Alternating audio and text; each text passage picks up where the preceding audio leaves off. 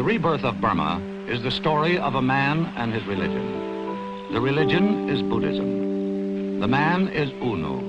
U Nu says Buddha means enlightened one. Buddhism is the cement that holds Burma together.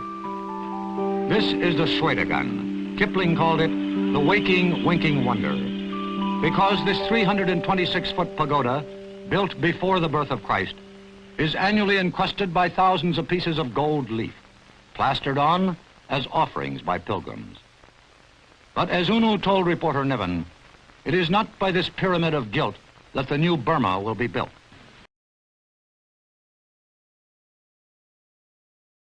U Nu, what are those men doing high up on the pagoda? This needs a bit of explanation, you see. As a matter of fact, these concern more with the mundane affairs, you see, than with the religious affairs. Because when a man is sick, or when a man is demoted, or when a man is suspended, you see, from his job, he consults a fortune teller because he believes, you see, that he is suffering from ill luck. So in order to counteract that ill luck, he offers gold leaf to the pagoda, which he believes will bring some merit, which can counteract, you see, the ill luck. The person who pours water on an image of the Buddha is doing the same thing. It's doing the same. But these are only superficial gestures. Very superficial. The real thing that matters, you see, is nothing but the meditation, which can deliver one, you see, from all suffering. Could you tell us a little about that, U Nu? I must tell you something from my own experience. I was born a Buddhist, so I became a Buddhist. And to tell you the truth, I was not a Buddhist in the true sense of the term till very recently. I was very much attracted to Buddhism, I mean genuinely attracted to Buddhism, only after I have learned that the truth of Buddhism can be tested. Lord Buddha said quite boldly, you must not believe anything which you cannot test yourselves.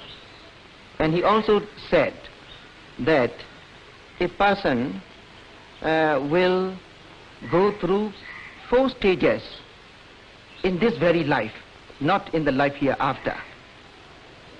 And when a person has gone through one of these stages, the mental transformation of that person will be so complete that it will give him enough conviction and faith to make him a genuine Buddhist. These words very much attracted me towards Buddhism. So I tried it myself, and not all of what Lord Buddha had said, a portion, because due to lack of time, as you know, I cannot possibly try all what he had said. And I had tried some portion of it, and I found that to be true. And since that time, I became a very much confirmed How long Buddhist. does it take to achieve that state? About a month. Of more or less constant meditation? Yes. And only meditation? It must be constant, yes, meditation. You didn't do anything? No, one is not supposed to do anything else. Meditate. In a monastery, sir? Yes, in a monastery. Not necessarily in a monastery. You can do it at home, so long as it is a quiet home. Could you describe the state which one reaches at the end of this? Is the word serenity or confidence? It is quite definite, you see. It is not a vague thing. It is very clear. For instance, you see, you may be a Buddhist, or you may be a Christian, or you may be a Muslim, or you may be anything, you see. But if you ask that man whether he believes his own religion completely, if he is an honest man, he must tell you, you see, he must admit that sometimes he is assailed by doubts about his own religion, the religion he professes. The Buddhist will tell you the same thing. But when he reaches the first stage, that doubt is completely eliminated. Have you found your Buddhist faith a help to you as leader of your party and as Prime Minister? Very much, very much. Had it not been for my faith, you see, I would have been finished, you see, in 1948, 49 and 15, 1950 when the insurrection was at its height, because everybody thought that we were finished, and we were not finished because of that faith. In his time, U has translated Jefferson, Lincoln, Karl Marx, even Dale Carnegie for his fellow Burmese. He has also translated Buddhism for a great many Americans. The Lord Buddha actually lived some 2,500 years ago. He was a prince, born to greatness and glory. But when he realized that there was so much suffering and misery in the world, he decided to become an ascetic or holy man and seek out a way of life that would free suffering humanity. He made a tremendous impression not only on his own followers, but also on all his contemporaries.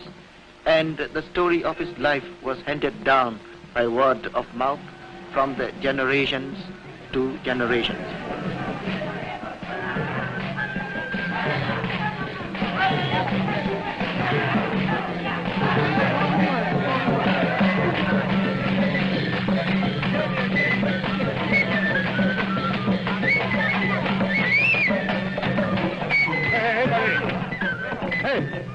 When U was a boy of 10, he received his first formal indoctrination in the concept of Buddhism with the him.ဦ ceremony, just as this boy and every Burmese male have been doing for centuries.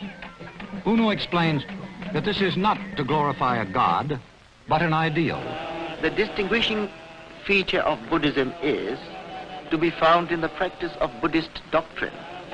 This involves the exercise of a rigid personal discipline designed to attain a serenity of mind, which in turn will lead to a way of escape from suffering and distress. In all countries, there is a desperate longing for peace. But peace, like war, begins in the minds of men. Many people throughout the world are beginning to realize this.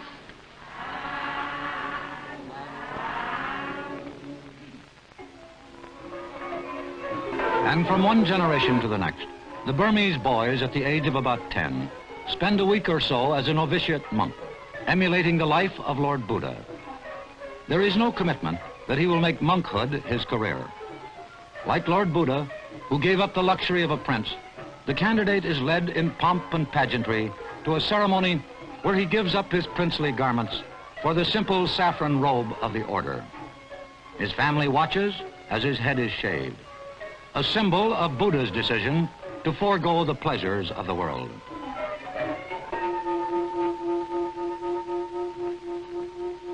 The boy will live with the older monks in poverty and simplicity for at least a week, and if he chooses later on, for the rest of his life. For this week, his only possessions will be his robe, a needle, a string of beads with which he counts while meditating, a razor to shave his head with, a strainer to strain insects from his drinking water, lest he inflict suffering on any living thing, and finally, his begging bowl. The monk has no income. He arises at dawn and goes out barefoot along his route, carrying a lacquered begging bowl. From the devout, he receives his daily rice. Buddhists do not call this an act of begging. It is the monk's duty to receive, the housewife's to offer. If there is any sense of privilege involved, it is on the part of the giver, who has helped to perpetuate the monkhood, and therefore the teachings of Lord Buddha. The late morning meal at the monastery is the last of the day, even for our young friend. The monk cannot take any sustenance, not even tea or coffee, after 12 noon. The rest of his day is spent in studying and above all in meditation, which is the only real road to nirvana or ultimate purification.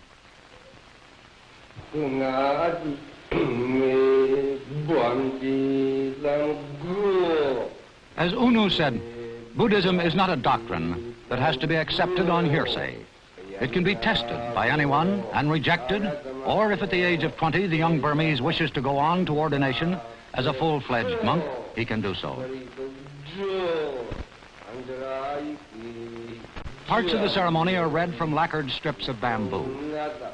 The language is Pali, comparable to Latin in Catholicism. He is asked, "Are you a free man? Have you come with the permission of your parents?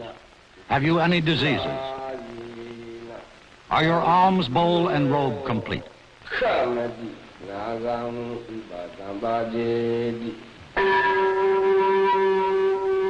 There are hundreds of thousands of pagodas and shrines all over Burma, and it is almost impossible ever to be out of sight of one. Americans are somewhat too inclined to think of Buddhism principally in terms of the ornate temples at Mandalay and Pagan and Moulmein, and the elaborate water procession at Inlay Lake with its unique and world-famous leg rowers. But as Unu points out, I think there is something very romantic about you Americans. Buddhists do not worship any idols. The image of the Lord Buddha symbolizes his teachings and his example, for which Buddhists have profound reverence.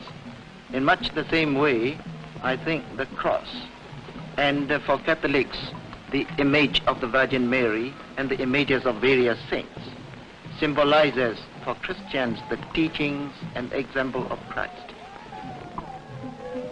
Anyone can become a Buddha if he practices the teachings of the Lord Buddha with sufficient diligence. We have great reverence for the Lord Buddha because he showed us the way to mental serenity. It is this reverence that we show when we kneel before his image, or making offerings of flowers, or burn incense in the pagodas.